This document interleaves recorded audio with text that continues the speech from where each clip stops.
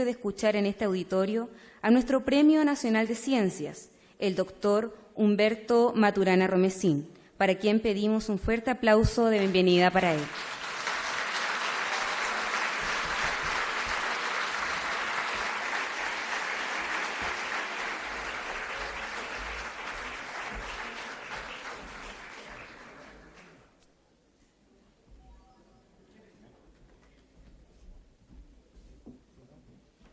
Muchas gracias. Han sido ustedes muy gentiles. No tengo ni tantos premios ni tantas medallas, pero el Premio Nacional de Ciencias sí, lo cual es un distinguido merecimiento porque es un regalo maravilloso. Digo que es un regalo porque no es cuestión de merecimiento en sentido estricto, sino que de aprecio, ¿no? De aprecio de los conciudadanos que participan directa o indirectamente en otorgar ese premio. Así que gracias por los aplausos. La otra cosa que quiero decirles es que cuando uno aplaude con tanto entusiasmo a alguien que todavía no ha dicho nada, quiere decir que uno aplaude sus expectativas. Pero las expectativas nunca se cumplen, ni las propias ni las ajenas. Lo cual es bueno, primero porque uno puede escuchar sin prejuicios, sin supuestos, sin exigencias, y uno puede hablar también desde la espontaneidad. Uno está libre para escuchar y está libre para decir lo que se propone decir frente a una invitación como esta. Ahora el título es Amar Educa. Y voy a hablar de eso, pero quiero hacer un camino para llegar a eso. Y el camino tiene que ver con el origen de los seres vivos. ¿Por qué hablar del origen de los seres vivos? Los seres vivos se originaron en la Tierra hará unos 3.800 millones de años. Nosotros somos seres vivos. O sea, pertenecemos a una historia que comenzó hace 3.800 millones de años. Somos el presente de esa historia. De una historia, en cierto sentido, no como humanos, pero sí como seres vivos, nunca se fue interrumpida. Somos el presente de linajes no interrumpidos que se originaron en distintos momentos, pero que comienza hace 3.800 millones de años. ¿Pero qué es lo que comienza hace 3.800 millones de años? Comienzan seres vivos minúsculos, como bacterias, remolinos moleculares, por así decirlo. Pequeños sistemas de moléculas que se entrelazan entre sí, produciendo más moléculas y conservando la identidad de esa producción de sí mismo. Todos nos producimos a nosotros mismos. Cuando el niño le pregunta o la niña le pregunta a la mamá, ¿por qué tengo que comerme los porotos? ¿Qué contesta la mamá o qué contesta el papá? Contesta una cosa muy simple. Hijo mío, los porotos adentro de ti se deshacen en pedacitos chiquititos, que se meten en tu cuerpo y tu mismo cuerpo fabrica los músculos, los huesos, el cerebro, todo. Mamá, ¿así que me produzco a mí mismo? Sí, hijo mío. ¿Soy autopoyético molecular? Sí, eres un sistema autopoyético molecular. Pero los primeros seres vivos no se originan en el vacío. Se originan en un entorno que los hace posibles, que surge con ellos, que no preexiste. Esto es interesante, no preexiste al ser vivo. No es que el ser vivo caiga allí donde él es posible vivir, sino que al surgir el ser vivo aparece el medio, el nicho ecológico que lo hace posible. Pensemos, por ejemplo, Si yo digo que esto es un micrófono. ¿Qué traigo a la imaginación? El micrófono y el ámbito en el cual el micrófono se usa. Cuando se inventa el micrófono, aparece el ámbito en el cual el micrófono se usa, históricamente hablando. Sí, alguien imagina, con esto puedo emitir sonido, pero para que esto efectivamente sea micrófono y haga sentido en el emitir sonido, tiene que haber quienes escuchan. Así que cuando se originan los seres vivos, se origina una unidad ecológica, organismo nicho.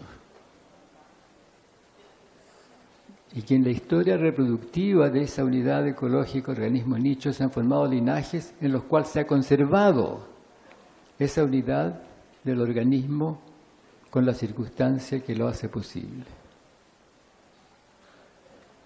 Supongamos que ustedes quieren viajar a la Luna. ¿De qué se ocupan? De un vehículo que los lleve, que tenga las condiciones de llevarlos y conservarlos vivos en el proceso, de alimento, de oxígeno, de agua, de presión y de un contacto con la Tierra. Un contacto telefónico. Bueno, con toda clase de mecanismos, de emisiones de ondas. Sí, claro, pero se van con su nicho. Y se vive y se vuelve con el nicho, porque si se rompe ese nicho, se acaba el nicho, se acaba el ser vivo, y si se acaba el ser vivo, se acaba el nicho, entonces eso pasa.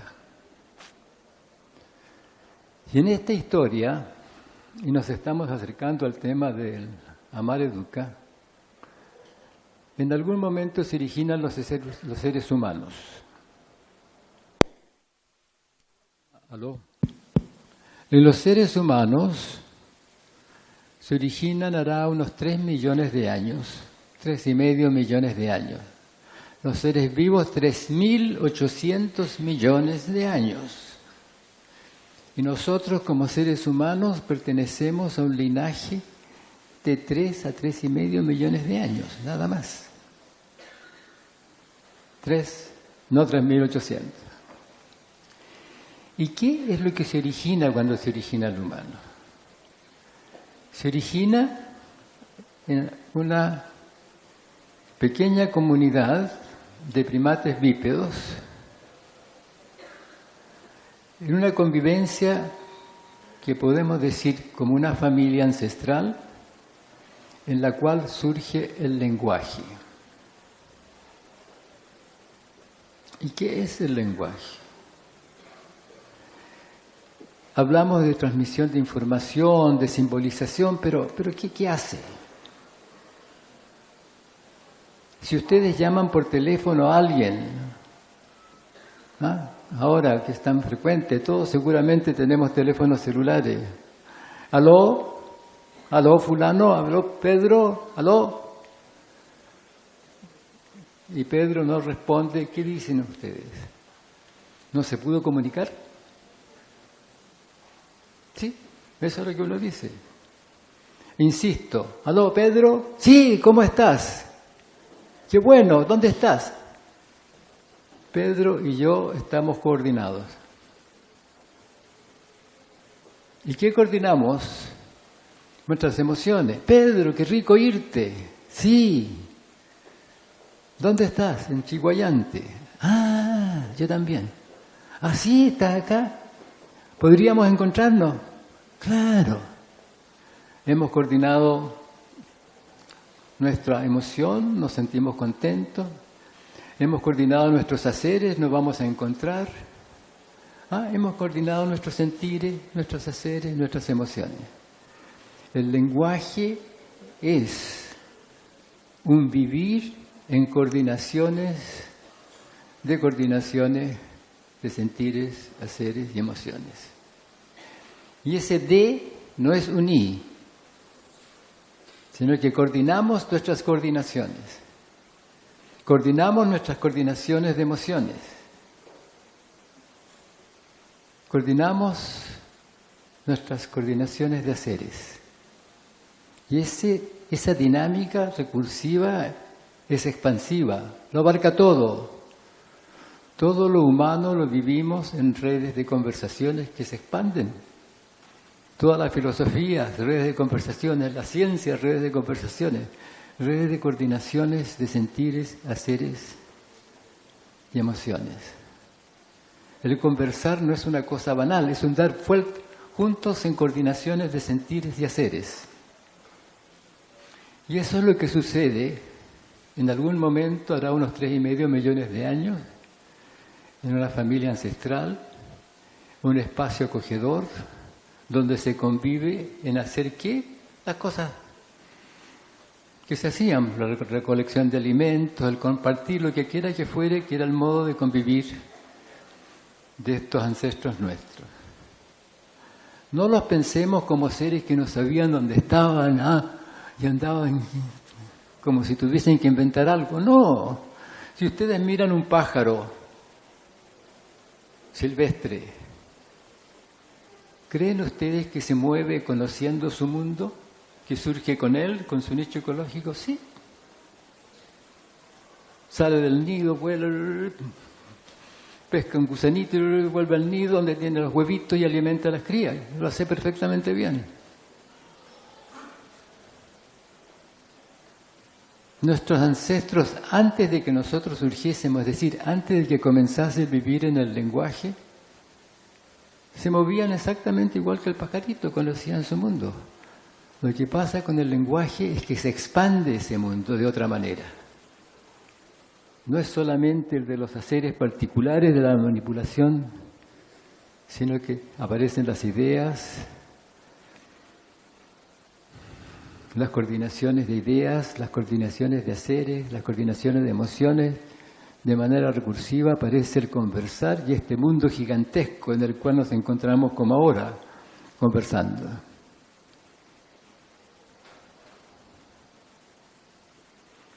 Y pasa a ser parte de nuestro nicho. El lenguajear es parte de nuestro nicho ecológico como seres humanos. Y cuando un niño o una niña va creciendo en la familia, al nacer, ¿cómo nace? Nace un ser pequeño, entregado en la confianza a transformarse con la mamá, con el papá, con los hermanos, con la familia. ¿Y qué va aprendiendo cuando aprende el lenguaje? Coordinaciones de sentires y haceres. Llora y la mamá dice, tiene hambre, le voy a dar el pecho. No tiene hambre, le voy a pasar la mamadera. ¿Y cómo aprende el niño o el bebé, la niña pequeña, la mamadera? Busco un pizarrón y escribo, mira, te voy a explicar lo que es la mamadera, la voy a dibujar aquí, te voy a explicar lo que es la mamadera. ¿Hacen eso ustedes? ¿Hicieron eso alguna vez con el bebé de 2 meses? No. Empezaron a usar la mamadera. Y después cuando está llorando a los 5 meses, dice, ya te traigo la mamadera. Y sabe. Y la mamá dice, entiende todo. No habla todavía, no va a hablar hasta el 1 año y medio posiblemente, un poco antes. Va a empezar. Y a los 2 años se lo va a hablar todo.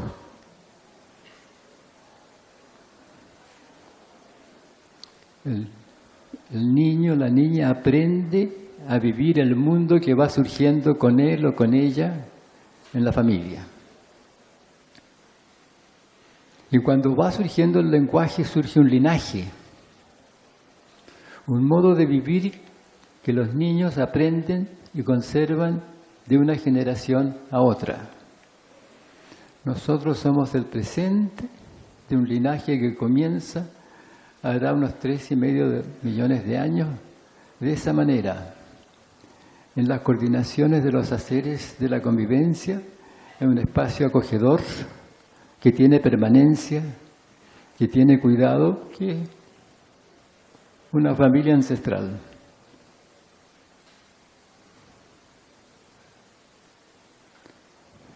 ¿Qué es la familia? Mi colega Jimena Dávila diría es un ámbito de convivencia en el placer de estar juntos y el disfrute de la compañía. Cuando uno dice voy a mi casa, va contento.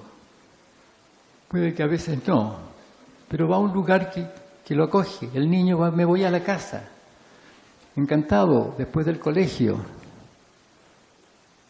Es un espacio acogedor, se origina como un espacio acogedor que se va conservando de generación en generación en el aprendizaje de los niños, como un espacio amoroso y tierno.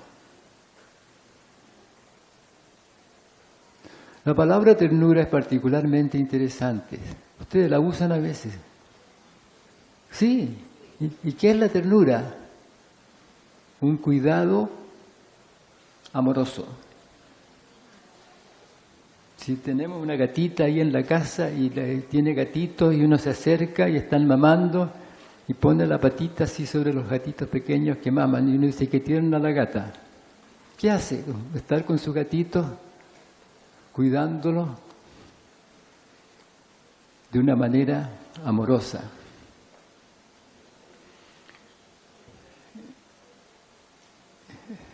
La ternura es una emoción muy importante porque se junta con el amar. El amar implica el ver al otro, el escuchar al otro o a la otra. Cuando alguien se queja, cuando el niño dice que no quiere ir al colegio, mamá no quiere ir al colegio. ¿Por qué? No quiero. ¿Por qué? Porque el profesor no me quiere.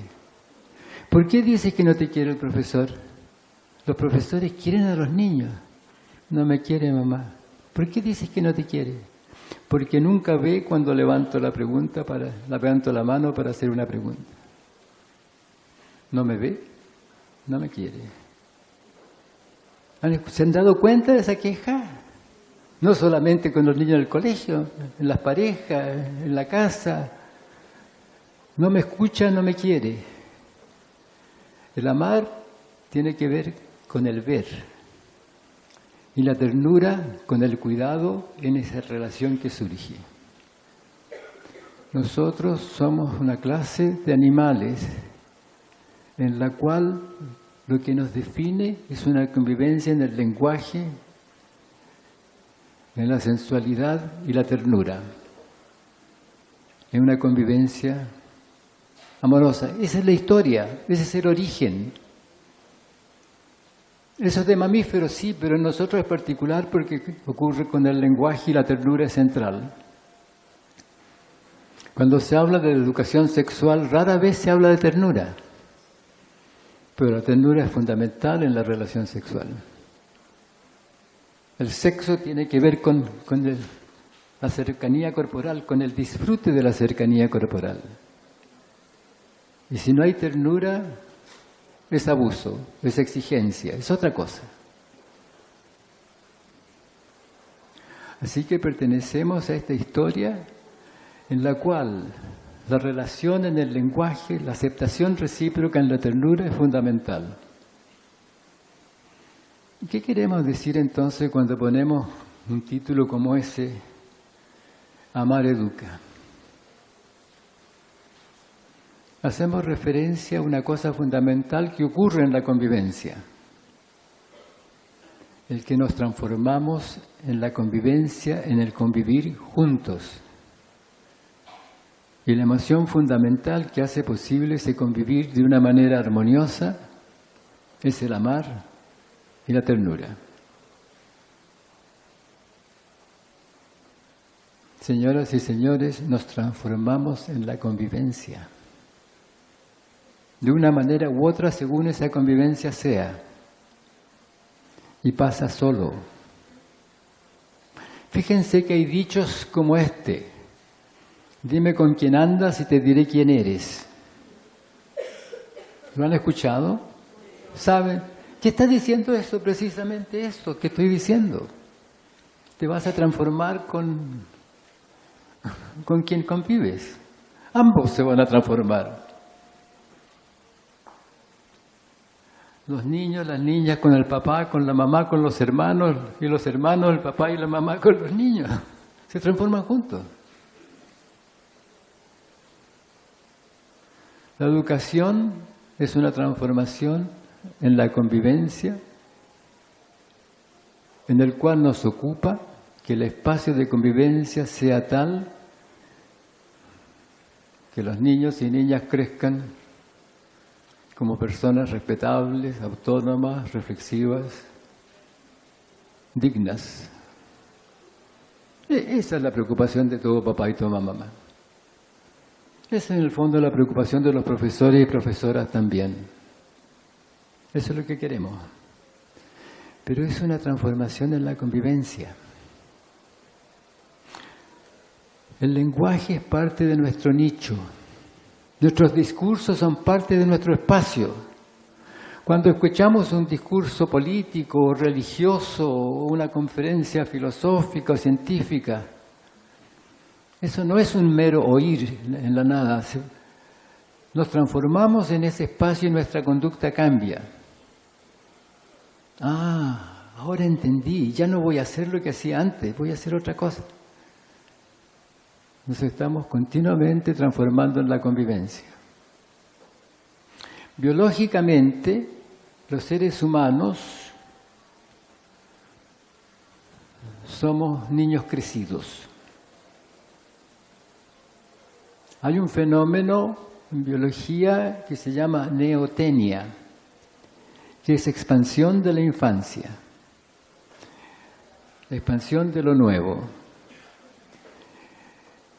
Los mamíferos son animales neoténicos. Los primates son animales neoténicos y nosotros los seres humanos somos neoténicos hasta tal punto que envejecemos niños. ¿En qué se nota en que envejecemos niños? En que nos ponemos viejos y seguimos juguetones, lúdicos, curiosos, interesados, tiernos. Interesante eso.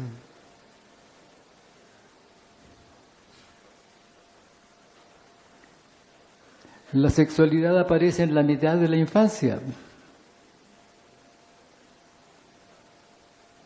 Y si no es deformada con alguna teoría de autoridad o de posición y dominio, es tierna. Los niños se transforman con los mayores con los cuales conviven. Cuando somos papá y mamá y queremos mandar a un niño al colegio, ¿de qué nos preocupamos? Del ámbito que ese colegio va a ser para este niño. A veces podemos escoger, otras veces no, pero eso es lo que nos ocupa. ¿Qué compañía van a tener? A veces nos preocupa la religión porque se van a transformar de alguna manera en la convivencia religiosa. A veces no queremos religión porque se van a transformar de una manera en la cual lo religioso no aparece.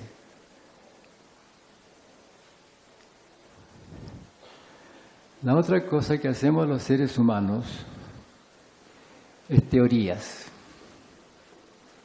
explicativas. Los seres humanos somos todos inteligentes. Aquí todos somos inteligentes. La inteligencia es la plasticidad conductual ante un mundo cambiante. Y la plasticidad conductual que se requiere para vivir en el lenguaje es tan gigantesca que en tanto existimos como seres humanos en el lenguaje, somos todos inteligentes. Los problemas de los niños no son de inteligencia, son de las emociones. Los problemas humanos no son de inteligencia, son de las emociones. Cierto, podemos haber tenido historias muy distintas, curiosidades, deseos diferentes, haber vivido un ámbito que nos amplió el espacio, no nos restringió, sí, pero nuestros problemas no van a ser nunca de inteligencia.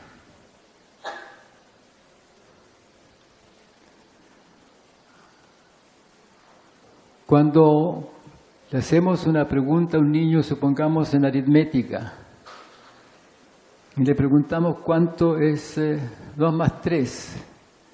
Y el niño dice 6. ¿Qué hacemos? ¿Cómo no has aprendido a sumar? O le preguntamos, ¿por qué 6? Fíjese qué interesante de las dos preguntas. Porque si les digo, no has aprendido a fumar, lo niego. Lo rechazo. Pero si le pregunto, ¿cómo así te resulta 6? Porque a mí me resulta 5. Y a lo mejor el niño dice, es que yo le regalo uno a mi mamá. Cada vez que hago una suma, le regalo uno a mi mamá. ¿Cuánto es 3 más 3? 7. 4 más 4, 9. ¿Sabe sumar o no? ¿Sabe sumar? ¿Se dan cuenta? Si no lo escuchamos, no sabemos desde dónde está contestando, y nos pasa con los adultos también. Cuando a veces no nos entendemos porque no escuchamos lo que el otro dice, o lo negamos porque no satisface nuestras expectativas. La educación es una transformación en la convivencia. Los niños, niñas, jóvenes se van a transformar con nosotros o con los mayores con los cuales conviven según sea esa convivencia. El futuro de la humanidad no son los niños, somos nosotros los mayores con los cuales se transforman en la convivencia. ¡Wow! Eso sí que es pesado, ¿eh? Nosotros ahora, en estos momentos, somos el futuro de la humanidad. Porque los niños se van a transformar con nosotros. Van a reflexionar, van a mentir, van a decir la verdad, van a ser atentos a lo que ocurre, van a ser tiernos. Si nosotros, los mayores con los cuales conviven, decimos la verdad, no hacemos trampa, somos tiernos.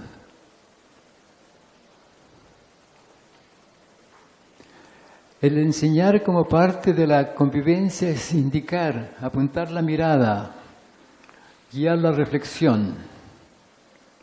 Pero en cualquier caso, los niños se van a transformar con los mayores con los cuales conviven.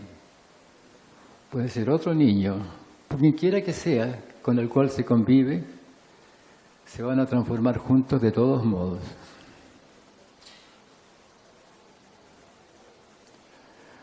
Cuando decimos amar educa, lo que estamos diciendo, el amar como espacio que acogemos al otro, que lo dejamos aparecer, en que puede tener presencia, en el que escuchamos lo que dice sin negarlo desde un prejuicio, de un supuesto o desde una teoría, se va a transformar en la educación que nosotros queremos, como una persona que reflexiona, que pregunta, que es autónoma, que decide por sí mismo si quiere o no quiere. Una de las cosas que surge con el lenguaje es la conciencia de sí. Hay dos preguntas fundamentales que los niños viven, que son una, que hacen ellos. Mamá, papá, ¿cómo se hace? Fíjense que las preguntas, si las tratamos como ignorancia, rechazamos. ¿Cómo no sabes eso? Rechazamos. Pero si las tratamos como curiosidad por querer aprender, la cogemos. Mamá, papá, ¿cómo se hace? ¿Qué está mostrando eso? Profesor, señorita, profesor, ¿cómo se hace? Revela que quiere hacerlo bien. Por favor, levante la mano a la persona que le gusta hacer mal las cosas que sabe hacer bien. A nadie le gusta hacer mal las cosas que sabe hacer bien. Todos queremos hacer bien las cosas que sabemos y por lo tanto queremos aprender cómo se hacen las cosas que queremos saber. Mamá, papá, señor, señorita, ¿cómo se hace? ¿Cómo se hace la división? Yo no entiendo, ¿cómo se hace?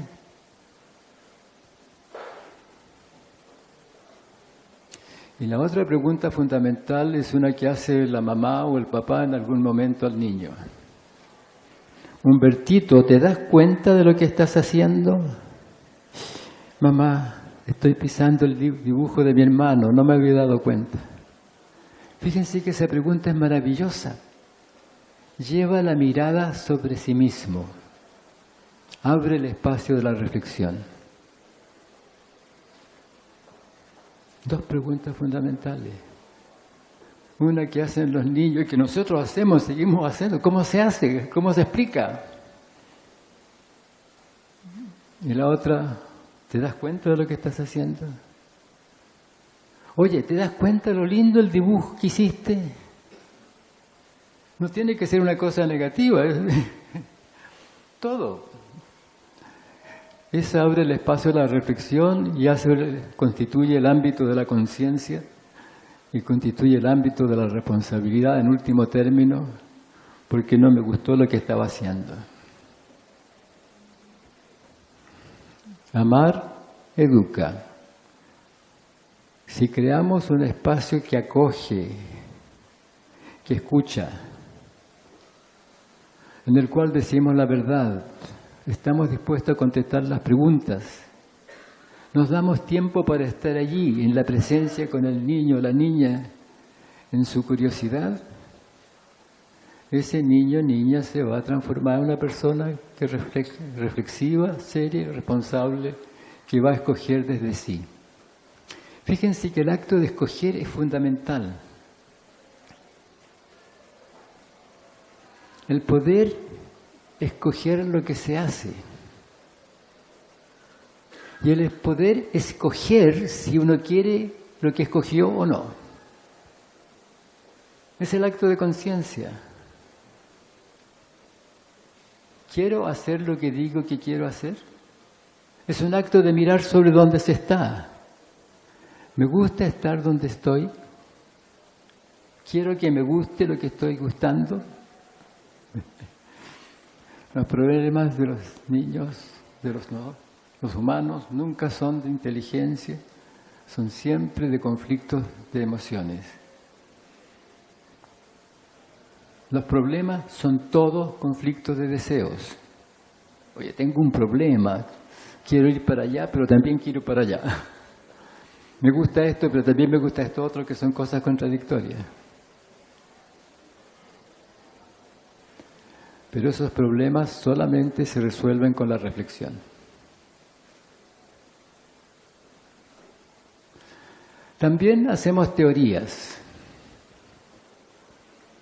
Y las teorías son constructos lógicos que se fundan en premisas básicas aceptadas a priori desde la emoción.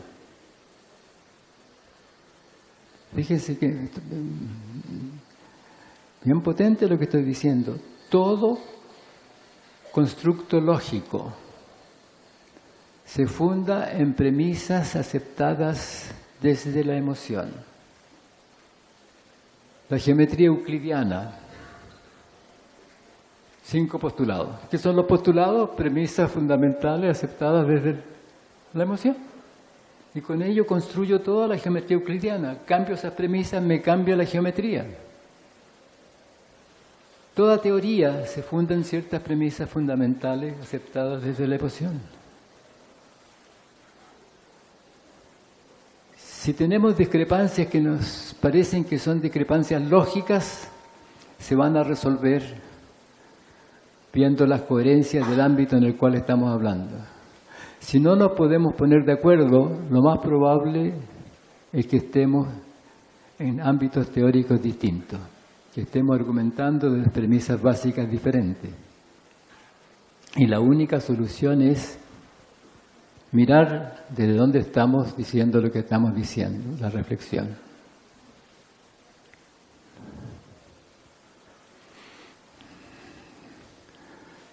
Pero para que el amar eduque hay que amar y hay que tener ternura.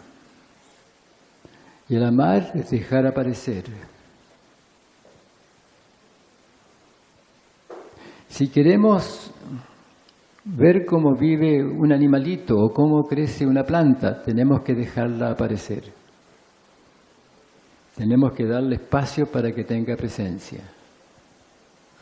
Lo mismo con nuestros niños, con nuestros amigos, con nuestros mayores. Porque esto se aplica a los niños también, no solamente a nosotros, a los mayores. Pero resulta que nosotros, los mayores, decidimos el espacio de convivencia de los niños y niñas.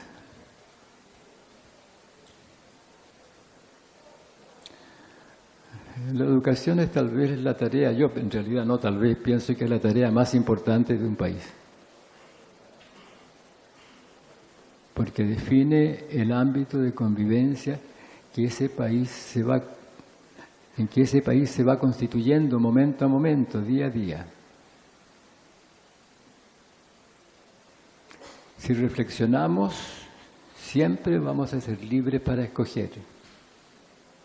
Porque vamos a ser capaces de mirar dónde estamos y ver si nos gusta o no nos gusta. Si no reflexionamos, vamos a caer en un fanatismo, en un ámbito de autoridad que queremos que sea absoluta para que el otro obedezca. ¿A quién le gusta obedecer? Levante la mano a la persona a la cual le gusta obedecer. ¿A nadie le gusta obedecer? ¿Y a quién le gusta colaborar? Ah, nos gusta colaborar, pero interesante.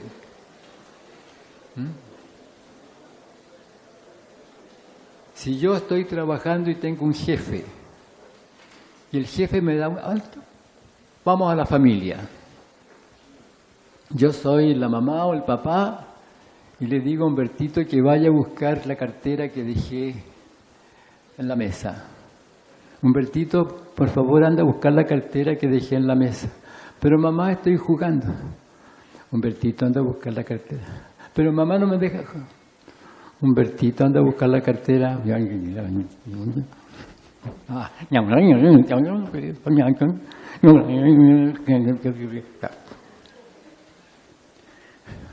Otra situación. Humbertito, por favor, anda a buscar la cartera que dejé en la mesa.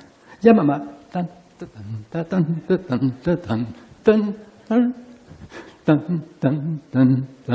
Aquí está mamá. ¿Quién obedeció? ¿El primero o el segundo? El primero obedeció. El segundo no obedeció, colaboró. Interesante, ¿eh? Que a nadie le gusta obedecer. Y no le gusta a uno obedecer porque es una negación de sí mismo. Pero en el colaborar tengo presencia, soy libre, escojo. ¿Sí? A todos nos gusta colaborar. La educación es una transformación en la convivencia y seguirá un camino u otro según las teorías desde las cuales actuemos. Las teorías no son superfluas. Las teorías definen el espacio en el cual nos movemos y las aceptamos. Pero si aceptamos las teorías, las aceptamos porque aceptamos las premisas básicas desde donde se constituyen. De modo que tenemos que ser siempre, o deberíamos ser siempre, capaces de preguntarnos por las premisas básicas de donde se construye la teoría, el sistema lógico con el cual fundamentamos lo que hacemos. Bien, yo creo que esto esencialmente es lo que yo quería decir y ahora quisiera que escucháramos preguntas. ¿Todas las preguntas son válidas? Reflexiones.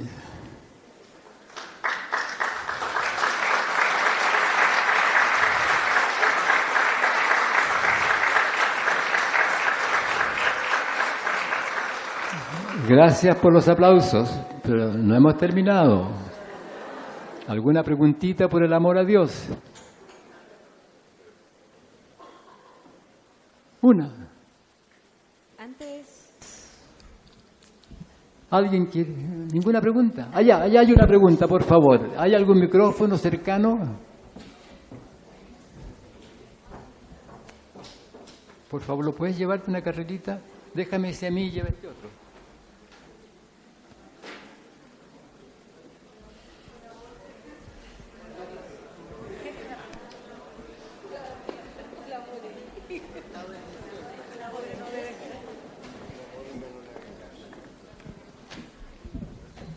Hola, buenas tardes. Que suena fuerte. Sí, por favor, porque si no, no oigo. Sí, está bien. Bueno, primero decir que, pucha, me encanta escucharlo. Que concuerdo mucho con usted y que también creo que hoy en día se hace muy, muy necesario que estas conversaciones o estas dinámicas que se presentan hoy en día se tengan más frecuentemente con los profesores, para que podamos así tomar más conciencia de lo que estamos haciendo como educadores. Y en relación a lo que usted dijo, que aquí va la pregunta, cómo el niño aprende, ¿cierto?, a través de la convivencia, y me surge pensar que a través de esa convivencia, o sea, esa convivencia se transforma en vivencia, ¿cierto?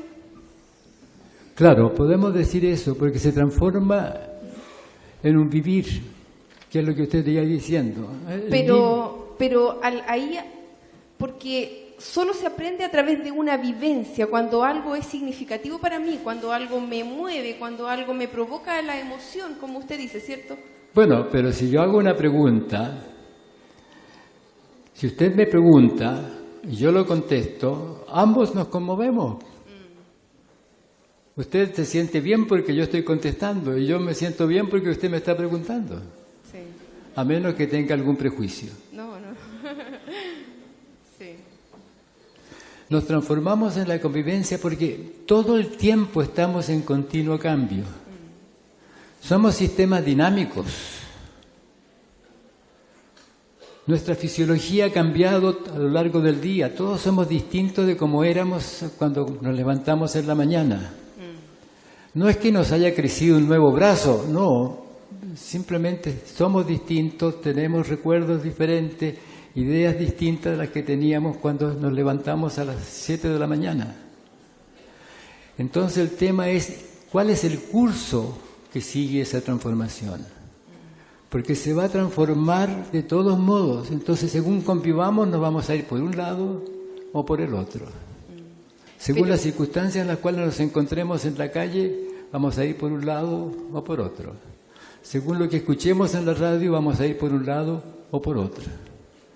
Puede que lo que escuchamos nos conmueva, puede que nos enoje, puede que nos encante, puede que nos sea diferente. En todos los casos vamos a seguir un cambio distinto, porque eso va a guiar esta continua transformación en la cual nos encontramos. Y eso está pasando todo el tiempo, está pasando en ustedes, en mí, en todos nosotros ahora. Y ustedes se van a llevar preguntas que no han hecho aquí, reflexiones.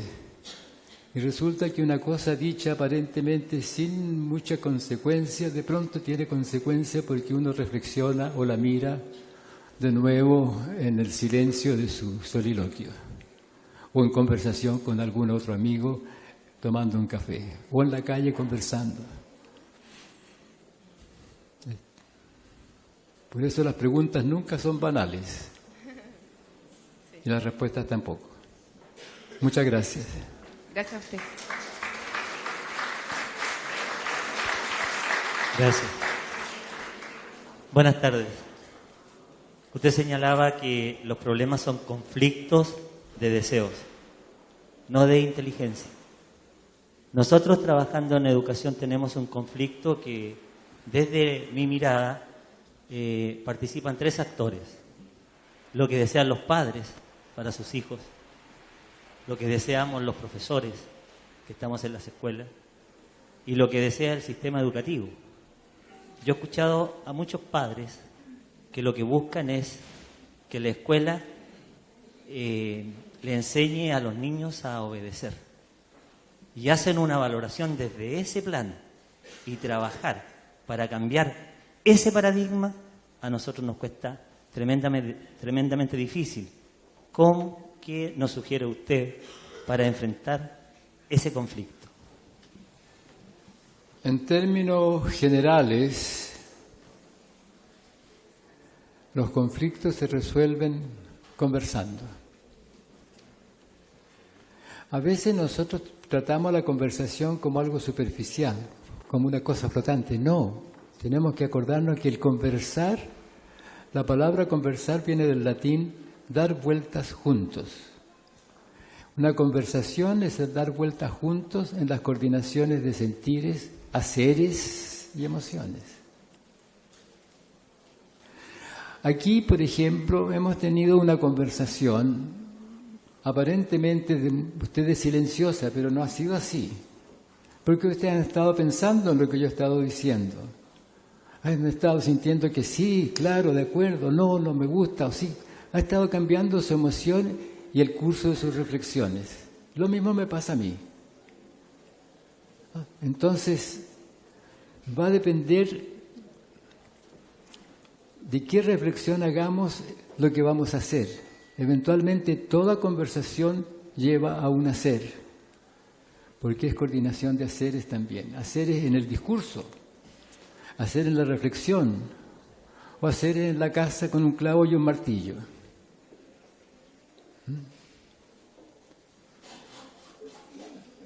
Coordinaciones de sentires, coordinaciones de haceres, coordinaciones de emociones. La emoción, cuando hablamos de emociones, hablamos de modo de estar en la relación. ¿Tienes miedo? Es un modo de estar en la relación.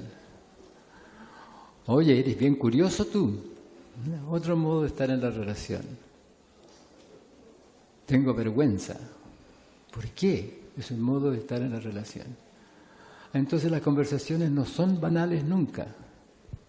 Son la esencia de nuestro vivir humano. Entonces, si nos encontramos en discrepancia con otra persona, nuestra única posibilidad es conversar, pero tenemos que atrevernos a conversar mirando y escuchando los fundamentos desde donde el otro dice lo que dice y desde donde nosotros decimos lo que decimos.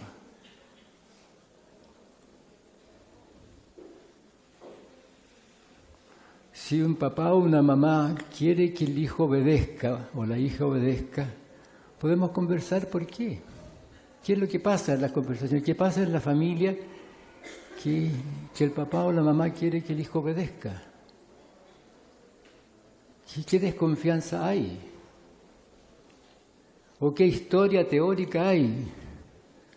Yo les voy a contar un ejemplo.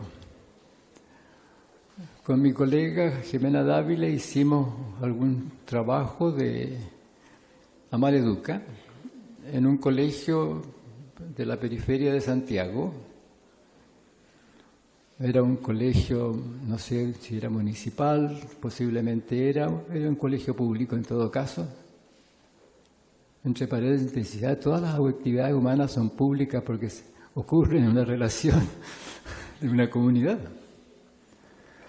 En todo caso, hicimos un taller que duró 3 días duró, de conversaciones, al cual participaron todos los profesores, todos los administrativos, todas las personas empleadas en el colegio, desde el jardinero al director o directora.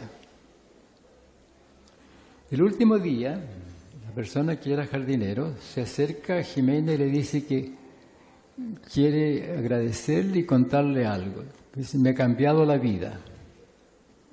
Entonces Jimena le dice que me llamara y la escuchamos juntos y dice, sí, porque yo aprendí con mi padre de que uno tenía que ser macho. Decir las cosas porque las sabía y golpear la mesa. Así que así era yo. Pero no me llevaba bien con mi señora ni con mis hijos. No nos entendíamos. Entonces decidí ver qué pasaba con esto del escuchar. Así que decidí escuchar a mi señora y escuchar a mis hijos y me ha cambiado la vida. Ya no peleamos con mi señora, conversamos, con mis hijos tampoco. Y me he dado cuenta de una cosa más. Me he dado cuenta que yo, aquí como jardinero, soy tan importante como todos los profesores. Porque si el jardín no está bien, si no están limpios los patios, si los baños no están cuidados, los niños no pueden estudiar bien.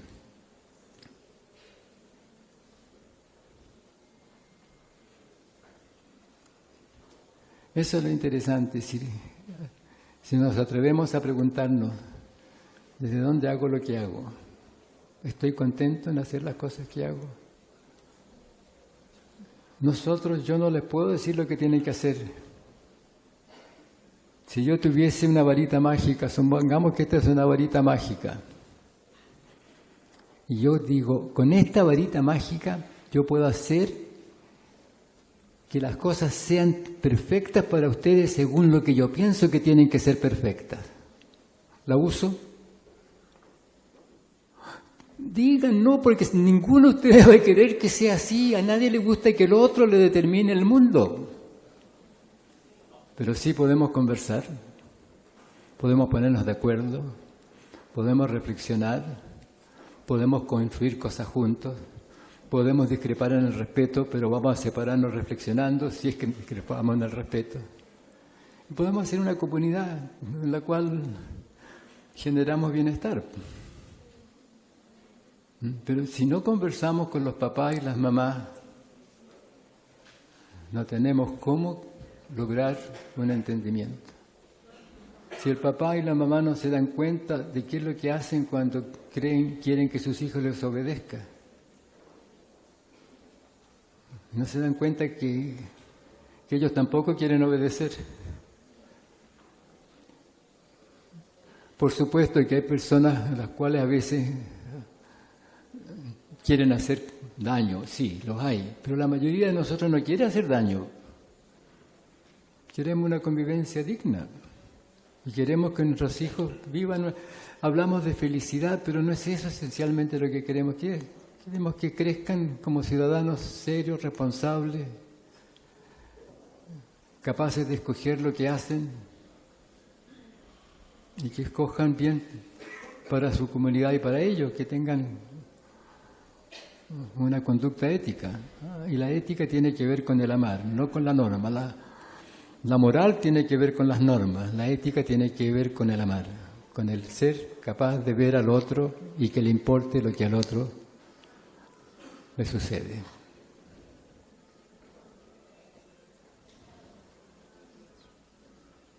Sí, por allá hay una pregunta y de acá hay otra. Sí, así es. ¿Aló? ¿Quién ¿Aló? tiene? Sí. Bueno, don Humberto, buenas tardes. Javier Casanova por acá. Quisiera yo solicitar a usted alguna recomendación de la autopoiesis. Más cerca el micrófono. ¿Ahí me escucha bien? Ahí mejor. Bien. Mejor. Lo saludaba. Buenas tardes, don Humberto. Mi nombre es Javier Casanova, y quisiera solicitar a usted alguna recomendación respecto de la autopoiesis aplicada en la educación, por supuesto. Gracias.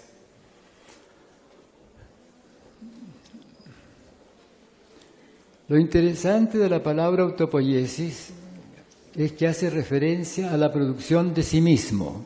Por favor. Autopoiesis viene del griego autos, sí mismo, poiein, producir, producción de sí mismo. Pero si uno investiga bien qué sistemas efectivamente se producen a sí mismos, descubre que son los sistemas moleculares. Porque autopoiesis hace referencia a una red de elementos que en sus interacciones generan elementos de la misma clase y la misma red que los produjo. Eso pasa solamente con las moléculas, así que los seres vivos somos sistemas autopoiéticos moleculares. Desgraciadamente, cuando inicialmente usamos la palabra por primera vez, no nos dábamos cuenta de eso, no sabíamos bien porque uno estaba empezando con esto. Pensábamos que todo el mundo iba a entender que estábamos hablando de moléculas, pero no es así. Ahora, la autopoiesis hace referencia a lo que se conserva. Un organismo conserva la continua producción de sí mismo. ¿Dónde? En el nicho ecológico que surge con él. Los profesores somos parte del nicho ecológico de los niños. Las teorías que tenemos son parte de nuestros nichos ecológicos. Los niños son parte de nuestro nicho ecológico y nos transformamos juntos. Y todo el presente histórico que vivimos es el resultado de un entrelazamiento de los nichos ecológicos de todos los seres vivos que han constituido los linajes a los cuales pertenecemos.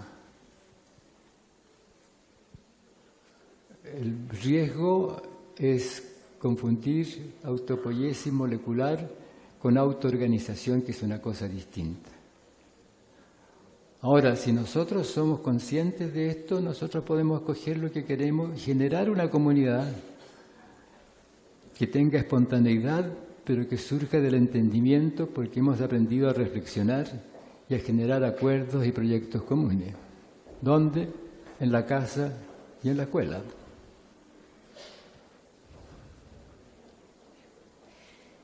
Don Humberto, mi nombre es Ángela, estoy muy contenta de poder saludarlo y de escucharlo también.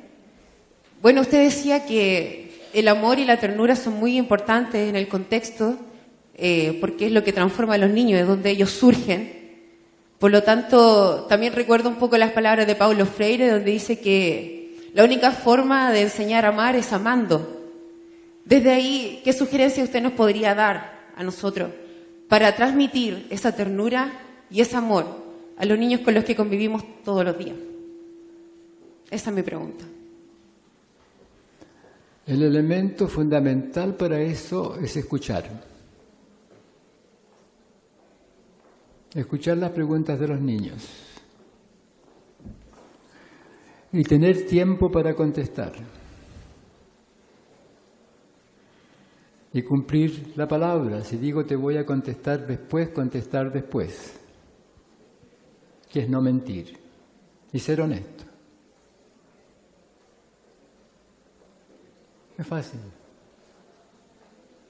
Pero tenemos que escuchar. Usualmente no escuchamos. Porque tenemos un supuesto, un prejuicio. Ah, sí, ya sé lo que usted está diciendo. Ya lo sé. No lo escucho. El niño no, si hace preguntas tontas. No hay preguntas tontas.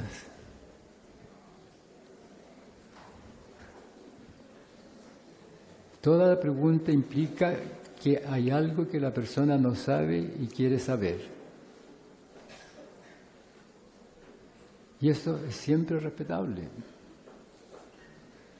Entonces, lo que puede haber es este tema del tiempo, el no tengo tiempo, que es una disculpa para no estar ahí. O un reconocimiento de una situación actual, pero uno dice no tengo tiempo, más rato te contesto, o espérame, salgamos de clase y te contesto afuera, o déjame terminar lo que estoy escribiendo y te contesto. Allí el no tengo tiempo no es una disculpa para no escuchar, sino que es la reconoción de una situación operacional que me lleva a encontrarme después con la pregunta. Todas las preguntas son buenas, todas, no hay preguntas malas. Y la tarea del profesor es hacerla florecer. Muy buenas tardes, mi nombre es Claudia, para mí es un gusto conocerlo, don Humberto. Y una de las cosas que a mí me gustaría que usted nos pudiera comentar, ya que en su libro La transformación en la convivencia, una de las cosas muy interesantes que usted dice y que a mí me transformó personalmente, es que en una parte usted menciona de que todas las relaciones humanas, todas, son afectivas. Y que la única relación que se diferencia un poco en la afectividad es la relación de pareja, porque hay otro tipo de intimidad ahí. Entonces a mí me sucede que cada vez que yo planteo esto, cuando doy clases con mis alumnos, les cuesta entender que todas las relaciones sean afectivas. Y para mí eso fue tremendamente transformador, porque cuando yo lo leí, me di cuenta que en realidad todas las relaciones humanas son afectivas, incluso cuando llamamos por teléfono para pedir hora a un médico y queremos que la secretaria nos dé una hora. Entonces, normalmente cuando yo hago esa pregunta, siempre me responden que no, que se supone que con los desconocidos las relaciones no son afectivas. Entonces, me gustaría a mí personalmente que usted pudiera comentarnos un poquito más sobre eso.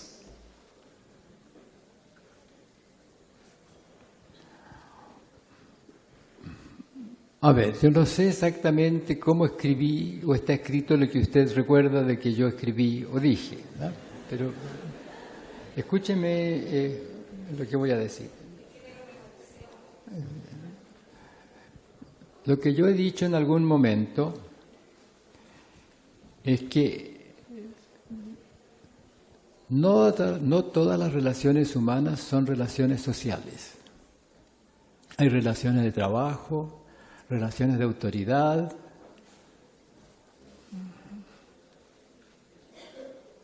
pero las relaciones sociales son relaciones de mutuo respeto, son relaciones fundadas en el amar.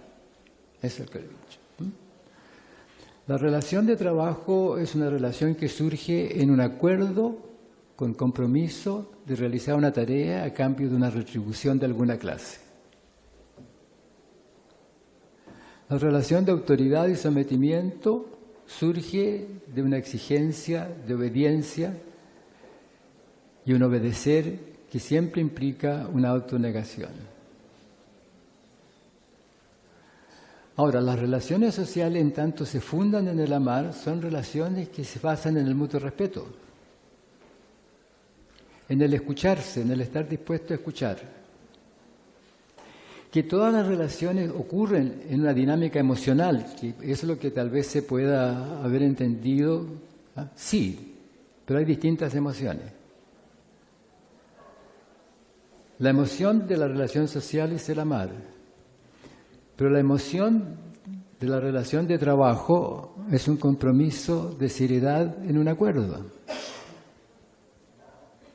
La relación de autoridad y sometimiento es una relación en la cual hay falta de respeto por sí mismo en la autoridad y en el que obedece, en el que manda y en el que obedece.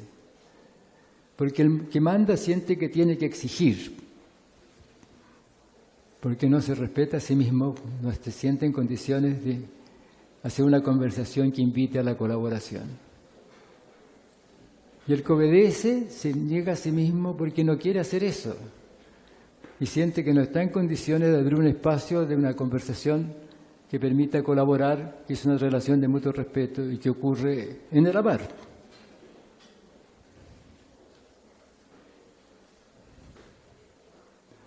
O sea, en toda relación hay una dinámica emocional, eso sí.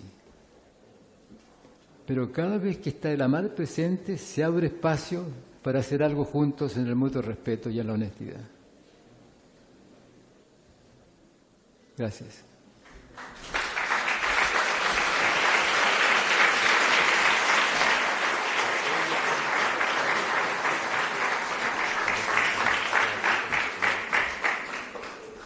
Hola Humberto, tengo una consulta, pero antes de llegar a esa consulta quiero hacer unos análisis. Mira, yo no soy del área de educación, soy ingeniero de formación y acabo de volver de un ¿Ingeniero qué? Ingeniero. Ya.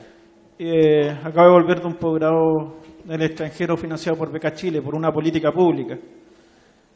A mí lo que me preocupa es que, mirando desde afuera, el sistema nacional, estamos perdidos en los indicadores, en los números, en la competencia. El modelo que tenemos hoy día nos llena con la información de la posverdad, en donde nos llena con un Google donde lo que queremos buscar está y no sabemos si es verdadero o es falso. Las escuelas se han llenado de CINCE, de portafolio. Los niños, quizás sus padres están trabajando y no están con ellos, quizás no tienen ese amor en el educar. La pregunta es, ¿y cómo cambiar? Yo me recordé cuando escuché tu presentación ahora, recordaba la canción de Pink Floyd, de we don't need no education. O sea, no necesitamos no educación. ¿No necesitamos qué? No necesitamos no educación. O sea, esa educación que nos transforma en un desfiladero es ser un autómata que nos lleva a un muro, a hacer un ladrillo en el muro. La pregunta es cómo transformar esa política pública que hoy día nos persigue con indicadores en un amar educar. Conversando.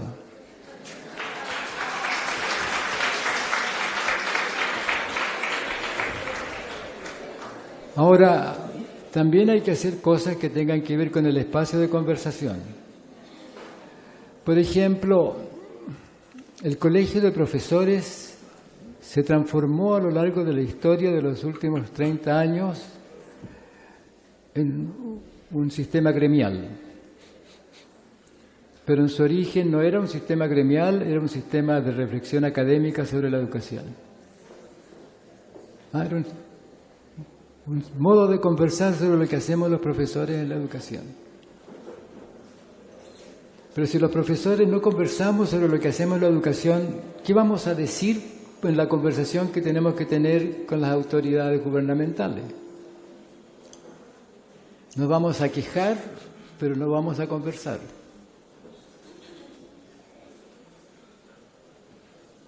Pero para poder conversar tenemos que saber de qué queremos hablar cuando hablamos de educación.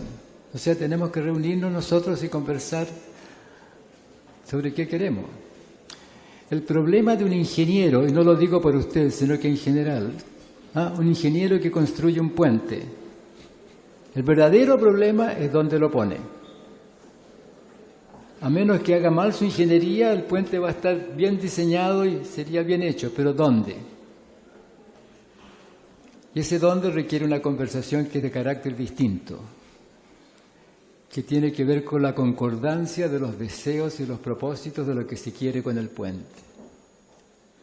¿Qué queremos con la educación? ¿Queremos que nuestros jóvenes se preparen para el mercado y la competencia? ¿O queremos que nuestros jóvenes, hombres y mujeres, se preparen para una convivencia en el mutuo respeto, una convivencia democrática, en una convivencia honesta, en el hacer un mundo de convivencia en el mutuo respeto, la colaboración y la reflexión? Ese es nuestro tema. Tenemos que conversar. Pero para conversar no tenemos que tratar a la conversación como una cosa banal, palabras y palabras. No, es una reflexión seria sobre las cosas que se quieren hacer, y seria porque se está dispuesto a mirar los fundamentos de donde se dice lo que se dice. Porque si no se está dispuesto a mirar los fundamentos de donde se dice lo que se dice, no va a ser seria, va a ser un asunto de doctrinas. Toda teoría es revisable, pero para revisarla tengo que ver los fundamentos, porque según los fundamentos el constructo lógico que es la teoría. Entonces tenemos que atrevernos a hacer eso, no en una huelga con gritos, no, en la reflexión y en la conversación. Cuando alguien decía deberíamos tener conversaciones de esta clase más veces, sí, claro. Pero para hacerlo tenemos que querer hacerlo. O sea, no va a pasar así solo porque declaramos, tenemos que querer participar.